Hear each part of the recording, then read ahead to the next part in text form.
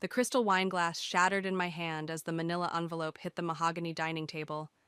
Blood trickled down my wrist, but I barely felt it. The pain was nothing compared to the humiliation burning through my chest as 20 pairs of eyes fixed on me. I'm Olive, and this was supposed to be just another Blake family Thanksgiving dinner. What is this?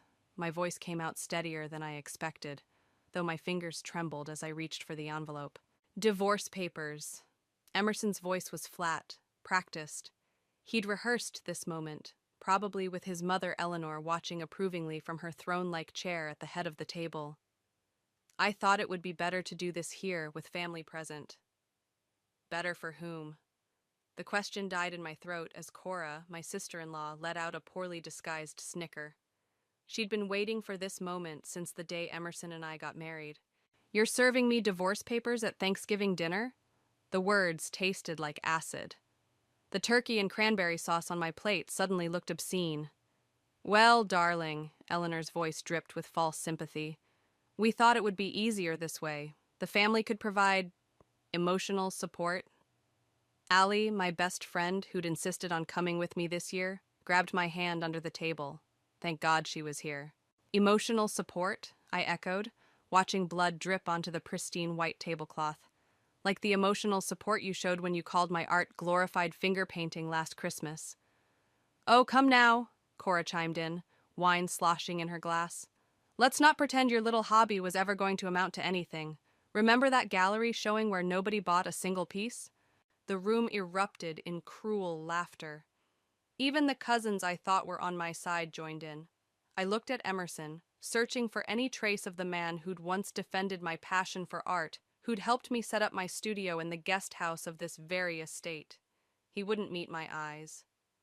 "I think what everyone's trying to say," Eleanor continued, dabbing her mouth with a napkin, "is that it's time to face reality.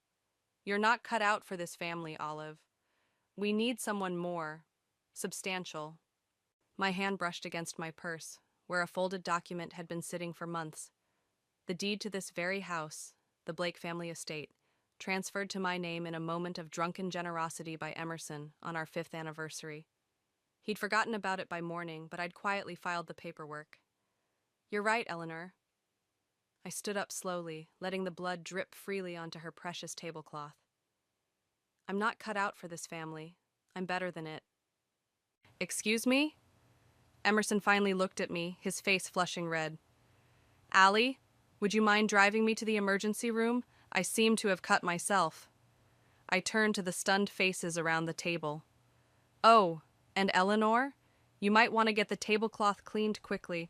Bloodstains are such a nightmare to remove, almost as difficult as eviction notices." "Eviction notices?"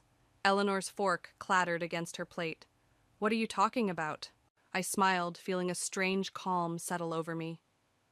"Happy Thanksgiving, everyone. Enjoy the turkey. It might be your last meal in this dining room." The silence that followed me out was deafening.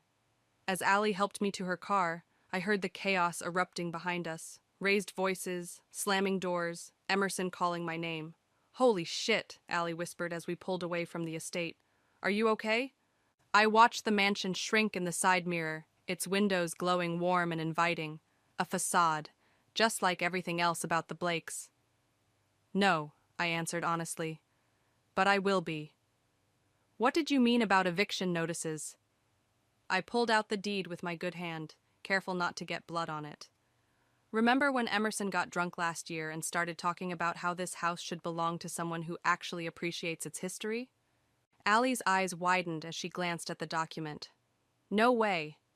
"Yes way. He signed over the deed that night. I've been sitting on it, wondering if I should tell him." I looked down at my bleeding hand. "I guess now I know what to do with it." "What are you thinking?" The first genuine smile of the evening spread across my face. "I'm thinking this place would make an excellent art gallery. After all, Eleanor always said this house needed more culture." As we drove toward the hospital, I felt something shift inside me. The humiliation was still there, but it was being replaced by something else, determination. They wanted to break me? Fine. But they'd forgotten one crucial detail. Sometimes the best art comes from broken things. 7 stitches, I announced, holding up my bandaged hand as I walked into Allie's apartment. The doctor said I'm lucky I didn't sever any tendons. Lucky isn't exactly the word I'd use for anything that happened today. Allie handed me a glass of wine, in a plastic cup this time. Your phone's been blowing up, by the way. 23 missed calls from Emerson. I sank into her plush couch, exhausted. Let him sweat. So, are we going to talk about the nuclear bomb you're sitting on? Allie curled up in her armchair, tucking her feet under her. That deed is serious business, Olive. I know. I took a long sip of wine. I already called Riley. The lawyer? When? From the hospital. She's coming over first thing tomorrow morning. I pulled out my phone and finally looked at the messages. Oh, this is Rich. Listen to what Cora just sent. How dare you embarrass our family like this? After everything we've done for you? Allie snorted. Everything they've done for you? Like what? Criticize your art? Exclude you from family photos? Make snide comments about your clothes? The memories flooded back unbidden. Remember last summer's garden party? When Eleanor told all her friends I was the cleaning lady because she was embarrassed to introduce me as her daughter-in-law? God, yes. And Emerson just stood there pretending not to hear. He always just stood there. My voice cracked slightly. 5 years of marriage, and he never once truly stood up for me. The doorbell rang, making us both jump. Allie peeked through the peephole and cursed. It's Emerson. Olive! His voice carried through the door. I know you're in there. We need to talk. I shook my head at Allie, who called out, She doesn't want to see you, Emerson. Go home. This is ridiculous. Something thudded against the door, probably his fist. You can't just threaten my family's home. That deed was a mistake, and you know it. I walked to the door, my heart pounding. A mistake? Like serving me divorce papers at Thanksgiving dinner was a mistake? That's different. I was trying to... To what? Humiliate me? Congratulations, mission accomplished. I pressed my bandaged hand against the door. But you know what's funny? While you were all laughing at my failed art career, I was quietly building something else. Something you didn't notice because you were too busy being ashamed of me. What are you talking about? My paintings might not sell, Emerson, but my art restoration business is doing just fine. I've been saving every penny, waiting for the right opportunity. I smiled, though he couldn't see it. Guess what? You just handed it to me. The silence on the other side of the door was deafening. Go home, I said finally. Talk to your lawyer. I'll be talking to mine. His footsteps retreated slowly, and I slumped against the wall. Art restoration business? Allie raised an eyebrow. Since when? Remember Francisco, my old art professor? I pulled out my phone and showed her my business website. He's been mentoring me for the past year. Turns out rich people will pay a fortune to have their family heirlooms restored. I've been working out of his studio. Allie scrolled through the site, her eyes widening. These are incredible. Why didn't you tell anyone? Because they never asked. I took my phone back. They were so convinced I was a failure, they never bothered to look closer. Even Emerson stopped asking about my hobby months ago. My phone buzzed with a text from Riley. Got your message. Reviewed the deed. It's ironclad. Meeting tomorrow at 9 a.m. to discuss options. Allie read the message over my shoulder. What exactly are you planning? I walked to the window, looking out at the city lights. That house has been a symbol of everything I'm not supposed to be. Everything the Blakes said I could never achieve. So I'm going to turn it into exactly what I am.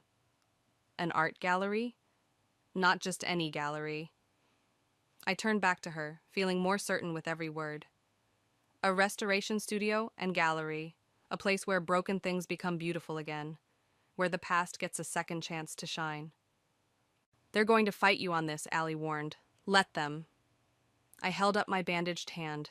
They've already drawn first blood. Now it's my turn. My phone buzzed again. Eleanor this time. You ungrateful little nobody. You have no idea what you're getting into. I showed the message to Allie, who whistled low. You know what this means, right? Yeah. I typed out a quick response. Actually, Eleanor, I do. See you in court. Then I blocked her number, and for the first time since that envelope hit the table, I felt truly free. Francisco's studio smelled like linseed oil and possibility. Morning light streamed through the tall windows, illuminating dust motes that danced around his latest restoration project, a Baroque frame that had seen better centuries. "So," he said, setting down his tools, "you finally told them to go to hell." Not in those exact words. I traced my fingers along the frame's intricate carvings, but close enough. "Good." Francisco pulled up 2 stools. "Now, tell me about this gallery idea of yours." I'd spent the morning with Riley, going over legal strategies. Now I needed something different, artistic vision. I pulled out my tablet and showed Francisco the floor plans of the Blake estate. "The main hall could be the primary gallery space," I explained, zooming in. "Those windows face north, perfect lighting.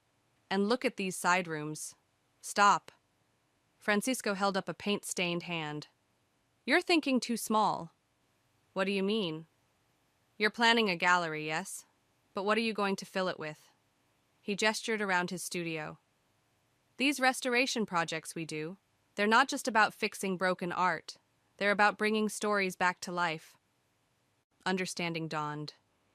"You think I should showcase the restoration process itself?" "Exactly." His eyes lit up. "Imagine, one wing shows the before pieces, damaged, forgotten works. Another shows the restoration in progress. And the main gallery? That's where you display the finished pieces in all their glory." "Like a metaphor," I whispered. "Breaking something down to build it back stronger. Now you're thinking like an artist." Francisco walked to a cabinet and pulled out a dusty canvas. "Remember this?" My throat tightened.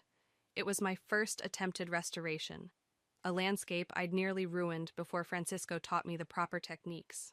"You were so afraid of making mistakes," he continued. "But look at it now."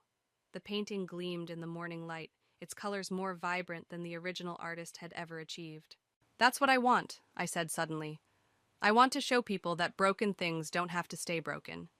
That sometimes the restoration is more beautiful than the original." Francisco's phone buzzed. He glanced at it and frowned. "Speaking of the Blakes, Eleanor's been calling me all morning." "What? Why?" "Trying to convince me to talk you out of this." He chuckled. "She offered to commission 3 pieces." "What did you tell her?" "I told her I don't work with people who mock my best student." He squeezed my shoulder. "Now, let's talk about your opening exhibition." My phone rang, Emerson's number. I declined the call. "He's persistent," Francisco observed. "He's desperate. The family lawyer probably told them how solid the deed is."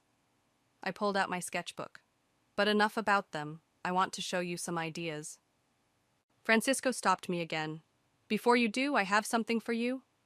He disappeared into his storage room and returned with a large, covered canvas. "I've been saving this for the right moment." He pulled off the sheet, and I gasped. It was one of my paintings from 2 years ago, a self-portrait I'd abandoned after Cora called it amateurish at a family dinner.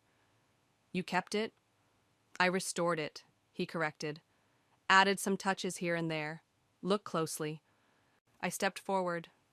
The woman in the painting, me, stood in a shaft of light, her face half in shadow. But Francisco had added something, a subtle crown of gold leaf in her hair, barely visible except when the light hit it just right. "You always had a queen inside you," he said softly. "You just needed the right light to see it." Tears pricked my eyes. This has to be in the opening exhibition. "Of course, but not alone." He grabbed a fresh canvas and set it on an easel. "I think it's time for a companion piece. The queen claiming her throne, perhaps?" My phone buzzed again. A text from Riley. "Eleanor's lawyer reached out. They want to negotiate." I showed Francisco the message. He handed me a brush. "What do you want to do?" he asked. I dipped the brush in deep royal purple. "I want to paint." "Good answer." He set up his own canvas beside mine. "Remember what I taught you about composition? The eye needs somewhere to land. And about color? Sometimes the boldest statement is the quietest shade. And about revenge?" I paused, brush hovering over canvas. You never taught me about revenge. Yes, I did. He smiled. Every time we restored a painting that someone had given up on, every time we proved them wrong with beauty instead of anger. I looked at the blank canvas, then at my bandaged hand, then at the text from Riley. Finally, I looked at Francisco. Teach me more, I said. And as the morning light filled the studio, we began to paint my revenge. Not in blacks and reds, but in colors that would make even Eleanor Blake wish she'd seen my worth sooner. The cafe was exactly halfway between my apartment and the Blake estate, neutral territory. Emerson sat at a corner table, his usual crisp appearance slightly rumpled. 3 days of stubble shadowed his jaw, and his tie hung loose around his neck. You look terrible, I said, sliding into the seat across from him. Olive. He straightened up. Thank you for coming. You said it was important. I kept my bandaged hand visible on the table between us. A reminder. The waitress approached, but Emerson waved her away. I need you to stop this madness. Mother is beside herself. The house has been in our family for generations. Interesting. I tilted my head. Is that what you told yourself when you planned to serve me divorce papers at Thanksgiving dinner? Mother would approve of this? He had the grace to look uncomfortable. That was poorly handled. Poorly handled? I laughed, drawing looks from nearby tables. You humiliated me in front of your entire family. They laughed, Emerson. They laughed while I bled. I never meant what? For me to fight back? For me to be anything more than the disappointing artist wife you could never quite bring yourself to defend? He reached across the table for my hand. I pulled back. I have an offer, he said, switching tactics. The family is willing to buy the house from you. Name your price. Of course, everything was always about money with the Blakes. Not interested. Be reasonable, Olive. What are you going to do with a house that size? Turn it into some sort of... He waved his hand dismissively. Art space? Actually, yes. I pulled out my tablet and showed him Francisco's preliminary designs. The main hall will be the gallery. The east wing will house the restoration studio. The west wing will be... Stop! Emerson pinched the bridge of his nose. This is ridiculous. You can't just... Can't what? Succeed? Make something of myself? I leaned forward. Or is it that you can't stand the thought of me turning your precious family estate into something that actually matters? Mother will never allow this. Mother doesn't have a choice. I stood up. Neither do you. He grabbed my wrist. Wait, please. There's something else. I sat back down, curious despite myself. Cora's pregnant, he said quietly. She and her husband were supposed to move into the estate next month. It's tradition. The next generation always raises their children there. The news hit like a physical blow. Cora, who'd made my life hell for 5 years, was going to have everything she'd ever wanted. That's not my problem. Olive, please, if not for me, then for who? The family that never accepted me? The sister-in-law who mocked every piece of art I ever created? I pulled my wrist free. You know what tradition I'm starting? Being the first person in that house who actually creates something instead of just inheriting it. His face hardened. You're making a mistake.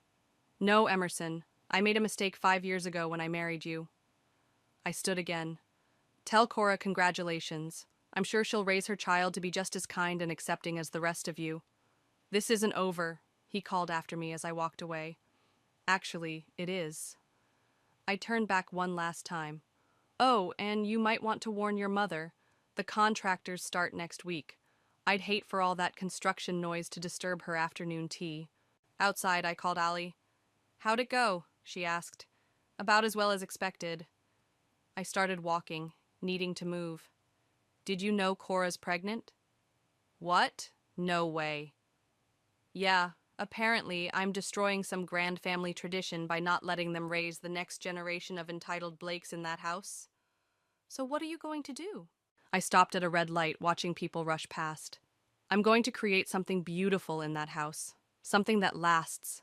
And maybe, years from now, Cora's kid will walk into my gallery and see that there's more to life than tradition and appearances. They're not going to make this easy, Allie warned. Good. I touched my healing hand. The best art never comes easy. My phone buzzed with a text from Francisco. Started working on the crown piece. Come see. I have to go, I told Allie. Time to make some art. Give 'em hell, she said. I smiled, already picturing Eleanor's face when the construction crews arrived. No, I'm going to give them beauty. That'll hurt them more. The light turned green, and I crossed the street, leaving the cafe and Emerson's desperate pleas behind. Ahead of me lay Francisco's studio, and beyond that, a future I was finally ready to paint for myself. The sound of power tools echoed through the Blake estate as workers transformed the space. I stood in what used to be Eleanor's precious formal dining room, now stripped bare except for my easel and canvases. The lighting system will be installed by Friday, the contractor said, checking his tablet. And the gallery rails are ready to go up as soon as we finish prepping the walls. Perfect. I stepped over cables and drop cloths to examine the north wall. And the security system? State of the art. Nobody's getting in here without your say-so. A commotion outside drew our attention. Through the window, I saw Eleanor standing at the front gate, gesturing wildly at the security guard. Speaking of which, I sighed. Excuse me a moment. I walked out to find Eleanor in full battle mode, designer handbag clutched like a weapon. "This is outrageous!" she shrieked. "That rent-a-cop won't let me into my own home." "Not your home anymore," I reminded her. "And his name is Marcus. He's former military and deserves respect." "You!" she sputtered, face reddening. "You're destroying everything. Do you have any idea what you're doing to this family?" "Actually, I do." I gestured to the dumpster filled with her precious Victorian wallpaper. "I'm giving this house a purpose beyond hosting your toxic dinner parties." "How dare you?" "No, Eleanor, how dare you?" I stepped closer. "For 5 years, I tried to be good enough for your family. I smiled through your insults, endured your criticism, watched you turn my husband against me piece by piece. Emerson made his own choices." "Yes, he did. And so did I." I pulled out my phone and showed her Francisco's latest Instagram post. My restoration of a damaged Renaissance Madonna, now gleaming with new life.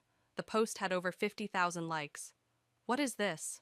"This is what I've been doing while you were all laughing at my little hobby. Building a reputation, creating connections, proving that broken things can become masterpieces." A truck pulled up, carrying the custom gallery lighting. Eleanor watched, her perfectly manicured hands trembling. "The opening is in 3 weeks," I continued. "Critics from every major art publication will be here. They're particularly interested in my piece about family betrayal. You know, the one inspired by Thanksgiving? You wouldn't dare. Watch me." I nodded to Marcus, who stepped forward. "Now, unless you'd like to be escorted off the property, I suggest you leave. I have work to do." As Eleanor stormed off, Francisco appeared beside me, carrying a fresh canvas. "Nicely handled," he said. "Ready to get back to work?" Inside, I stood before my centerpiece, a massive triptych that dominated the main wall. The left panel showed a shattered wine glass, drops of blood-red wine frozen in mid-fall. The center panel was still in progress, a chaos of dark colors and sharp edges. The right panel remained blank. "I can't figure out how to end it," I admitted, picking up my brush. "Because you're not at the end yet." Francisco adjusted his glasses. The story's still unfolding. My phone buzzed. A text from Ali. "OMG, you need to see this." She'd sent a link to Cora's social media post, a long rant about family loyalty and artistic sacrilege, complete with photos of the estate's ongoing transformation. The comments section was unexpectedly divided, with several prominent art world figures defending the renovation. "Look at this one." Francisco pointed to a comment from a famous gallery owner. "Bold vision. Can't wait to see the space." I smiled, adding a streak of gold to the central panel. "Think they'll come to the opening?" "They already RSVP'd, along with half the city's art scene." He squeezed my shoulder. "Your revenge is going viral, my dear." I stepped back, studying my work. The paint glistened, wet and alive, like an open wound healing into something beautiful. It's not just revenge anymore, I realized. It's resurrection. A crash from the foyer interrupted us. We rushed out to find one of Eleanor's old portraits had fallen, its frame cracked. "Should we restore it?" Francisco asked. I picked up the painting, running my fingers along its gilded frame. "No, this one stays broken. Sometimes we need reminders of what we're leaving behind." I propped it against the wall, next to my supplies. A visual contrast between the old world and the new one I was creating. 3 weeks, Francisco mused. Think you'll be ready? I dipped my brush in paint the color of dawn. I already am. They just don't know it yet. Returning to my triptych, I began to work on the final panel, finally seeing how it should end. Not with destruction or triumph, but with transformation. The moment when broken glass becomes a prism, scattering light in all directions. Behind me, the workers continued their symphony of renewal, and somewhere in the city, the Blakes plotted their next move. But here, in this room filled with possibility, I was already free. Opening night. The transformed Blake estate hummed with energy as hundreds of guests filtered through its renewed spaces.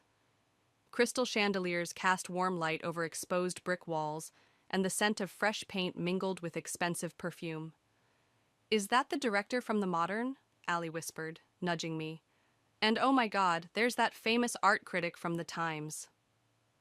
I smoothed down my black dress, designer, purchased with restoration money. "Focus, Allie. Any sign of the Blakes?" "Not yet, but—" She stopped mid-sentence. "Scratch that. Eleanor just walked in, and she brought reinforcements." Eleanor swept through the front door like an avenging angel, Cora and Emerson flanking her. She wore funeral black, as if mourning her former home. Cora's baby bump was visible under her tight red dress. Deep breath. Francisco appeared at my elbow, champagne in hand. "Remember, this is your night." I watched Eleanor's face as she took in the changes. Gone were her precious antique wallpapers and stuffy portraits. In their place, clean gallery walls displayed my work, a journey of destruction and rebirth told through art. "Ladies and gentlemen," Francisco's voice carried across the crowd, "if I could have your attention, please. It's time for our artist to say a few words." The room quieted. I stepped onto the small platform we'd set up, feeling hundreds of eyes on me. Eleanor's glare could have frozen hell. "Thank you all for coming tonight," I began. "This house has a long history of tradition. For generations, it stood as a symbol of legacy and inheritance. Today, it begins a new chapter." I gestured to the walls around us. "Each piece you see tells a story of transformation, of taking something broken and making it not just whole again, but better. Different. True." The crowd murmured appreciatively. Several critics were taking notes. "And now," I continued, "I'd like to unveil the centerpiece of tonight's exhibition." 2 assistants pulled the black cloth from the triptych. Gasps echoed through the room. In the final panel, I'd painted what looked like thousands of shards of broken glass, each one catching and reflecting light differently, creating a kaleidoscope of color and possibility. "I call it Thanksgiving Grace," I said, looking directly at Eleanor. The art critic from the Times stepped forward.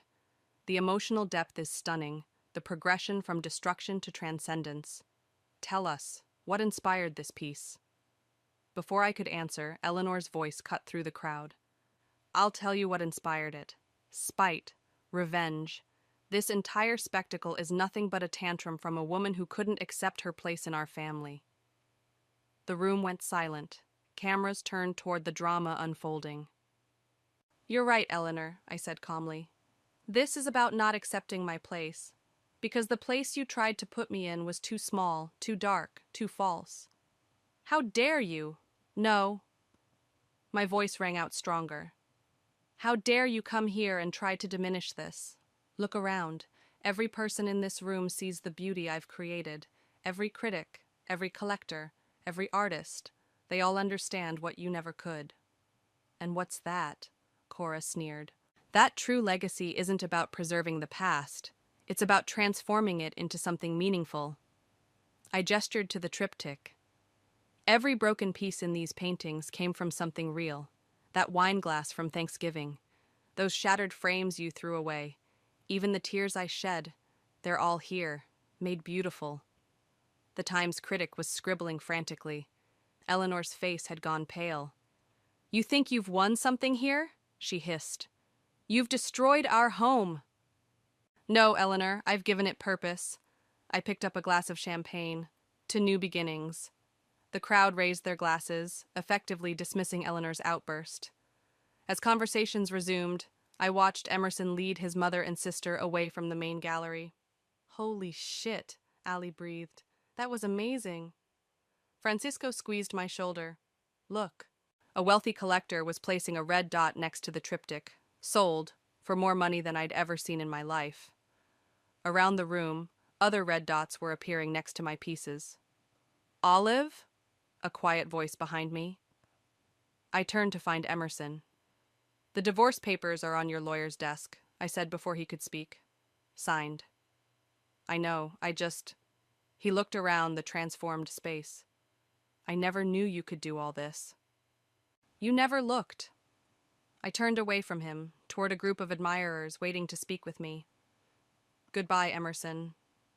As I moved through my gallery, my space, my creation, I felt lighter with each step. The Blakes had tried to break me, but they'd only succeeded in helping me create something extraordinary. The Times critic caught my eye and raised his glass. Behind him, through the window, I could see Eleanor's car pulling away into the night. Let her go, I thought. The house had a new story now, and this one, finally, was mine to tell. Have you seen this? Allie burst into my studio, waving her tablet. The Times review just dropped. I set down my restoration tools, carefully stepping away from the 18th century landscape I'd been working on. 1 week after the opening, and the buzz hadn't died down. Read it to me, I said, wiping my hands on my apron. In a stunning debut, artist and restoration expert Olive transforms family drama into transcendent art. The converted Blake estate now stands as a testament to rebirth, both architectural and personal. Allie looked up, grinning. It goes on like that for 3 paragraphs. My phone buzzed. Riley calling. Hold that thought. Turn on the news, Riley said without preamble. Channel 7. I grabbed the remote for the small TV I kept in the studio for background noise. The headline made my stomach drop. Prominent family faces financial scandal. Sources reveal that the Blake Investment Group has been under federal investigation for months, the reporter was saying. Eleanor Blake and her son Emerson are accused of mismanaging client funds. Oh my God. Allie's hand flew to her mouth. That's not all, Riley said through the phone. They've been using the estate as collateral for loans. If you hadn't gotten that deed when you did, the implications hit me like a physical blow. They would have lost the house anyway. Exactly. And any art or artifacts inside would have been seized as assets? On screen, footage showed Eleanor being escorted from her office building, head down, ignoring reporters' questions. Emerson was nowhere in sight. Where's Emerson? I asked Riley. Word is he's cooperating with investigators. Turned on his mother to save himself. Of course he had. Emerson had always been good at saving himself. My other line beeped, Cora's number. After a moment's hesitation, I switched calls. What do you want, Cora? Please. Her voice was thick with tears. I need your help. Why would I help you? Because I'm about to lose everything. She broke down, sobbing. The baby. I don't have anywhere to go. Francisco walked in, took one look at my face and mouthed, What's wrong? I held up a finger. Cora, I know I was horrible to you, she cut in. I was jealous. You had real talent, real passion, and I just had family money. Money that turned out to be stolen. I closed my eyes, remembering all the times she'd mocked my art, my dreams, my very existence in her perfect world. The guest house, I said finally. It's small, but it's clean. You can stay there until you figure things out. Silence on the line, then quietly, Why would you do this? Because I'm not you. I looked at my triptych hanging on the studio wall. And because sometimes broken things deserve a chance to be rebuilt. After hanging up, I filled Francisco and Allie in on everything. You're really going to help her? Allie asked incredulously. The guest house is where I used to paint, I said, running my hands over the antique frame I'd been restoring. It's where I learned who I really was, despite everything they did to break me. Maybe Cora needs that too. Francisco nodded approvingly. Speaking of rebuilding, he pulled out a newspaper clipping. The city's Historic Preservation Society wants to hire us. Apparently our work here has impressed them. My phone buzzed again. Another text from Riley. Eleanor's lawyer reached out. She wants to make a deal. No deals, I texted back. The house stays as it is. You know, Allie said, reading over my shoulder. You could probably buy their entire company for pennies now. I shook my head. I don't want their company. I want this. I gestured around the studio at the half-finished restorations and new works in progress. This is real. This matters. Through the window, I watched a car pull up. Cora, with a small suitcase. She looked lost, nothing like the proud woman who'd laughed at my pain just weeks ago. I should go help her get settled, I said. Are you sure about this? Allie asked one more time. I picked up a small painting from my workbench, a simple landscape I'd restored, where damage had left beautiful patterns in the aged varnish. Sometimes the cracks are what make something interesting. Francisco smiled. Go. Be interesting. As I walked out to meet Cora, I passed the spot where that wine glass had shattered on Thanksgiving. Now it was marked by a small brass plaque. Here begins the restoration. Karma had come for the Blakes, but not in the way I'd expected. And somehow, in the midst of their destruction, I'd found a way to create something lasting, something true, something that finally was completely my own. The colors need to be warmer here, Francisco said, pointing to a section of the newly restored painting. See how the light catches? I adjusted my magnifying glass, studying the brush strokes. The restoration studio hummed with activity, 3 apprentices working at their stations, Cora cataloging pieces at her desk by the window. The doorbell chimed. Through the security camera, I saw Eleanor standing at the gate. Want me to send her away? Cora offered, one hand resting on her very pregnant belly. No. I set down my tools. I'll handle this. Eleanor had aged years in just a few months. Her designer clothes were gone, replaced by simple slacks and a sweater. She clutched a familiar-looking canvas. What do you want, Eleanor? She held out the canvas. This was in my mother's attic. I thought, maybe you could restore it. I unwrapped the painting carefully. A wedding portrait. Eleanor and her late husband on their wedding day. The canvas was cracked, the colors dulled by decades of neglect. Why bring it to me? Because you're the best. She swallowed hard. And because I owe you an apology. I studied the painting without responding. I was wrong about you, she continued. About your talent, your vision, everything. I was so focused on preserving what was, I couldn't see what could be. Like your son's illegal activities? She flinched. I enabled him, protected him when I should have. She gestured at the transformed estate. You did what I never could. You made something new. Inside, I could see Cora watching us, her face unreadable. The restoration will take time, I said finally, and it won't be cheap. I understand. I can pay. No, I met her eyes. You'll work for it. We need someone to manage the gallery's administrative side. Cora's going on maternity leave soon.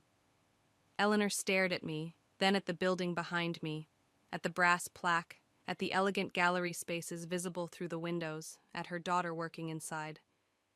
You'd trust me? After everything? Trust is earned. I handed her a business card. Be here Monday at 9. We'll start with filing. As she turned to leave, I added, Eleanor, the painting, I'll make it beautiful again, but it won't be exactly the same. I know. She smiled sadly. Maybe that's the point. Back inside, Cora was waiting. You're really hiring her? Everyone deserves a chance to restore what's broken. I set the wedding portrait on my workbench. Even Eleanor. Even Emerson? He made his choices. I picked up my tools again. This is about making new choices. Francisco appeared with fresh coffee. Speaking of choices, the Historic Society called again. They want us to handle the restoration of the old theater downtown. Take it, I said. But first, help me with this. Together, we examined Eleanor's wedding portrait, pointing out areas that needed attention, discussing techniques. Through the window, I could see Eleanor still standing at the gate, looking up at the house she'd lost, and maybe finally seeing it for what it had become. My phone buzzed, a text from Emerson. I'm sorry for everything. I deleted it without responding. Some things weren't meant to be restored. Look at this detail, Francisco said, pointing to a tiny flower in the portrait's background. Almost invisible now, but once we bring it back, it'll change the whole composition, I finished. Exactly. He squeezed my shoulder. Just like you did. The afternoon light streamed through the windows, catching the gold leaf in my triptych, making it shimmer. Below it, new students worked on their own restorations, learning to see beauty in broken things. Cora waddled over with paperwork. The gallery bookings are full through next season, and that critic from the Times wants to do a follow-up piece. Tell him yes, I said, carefully beginning the cleaning process on Eleanor's portrait. But make sure he mentions our restoration school. That's the future. As I worked, I could feel the painting's history under my fingers. Decades of joy and pain, pride and loss, all waiting to be transformed. Not erased, but renewed, made stronger by its scars. Just like me. Ready to begin? Francisco asked, preparing his tools. I looked around my studio, at my students learning their craft, at Cora finding her place, at the space I'd created from the ashes of betrayal, at the legacy I was building, piece by restored piece. Yes, I said, dipping my brush in solvent. I'm ready. And as I began to work, bringing light back to Eleanor's forgotten memories, I realized that this moment, this place, this purpose, was the revenge I'd really wanted all along. Not destruction, but creation. Not endings, but beginnings. Not broken, but beautifully restored.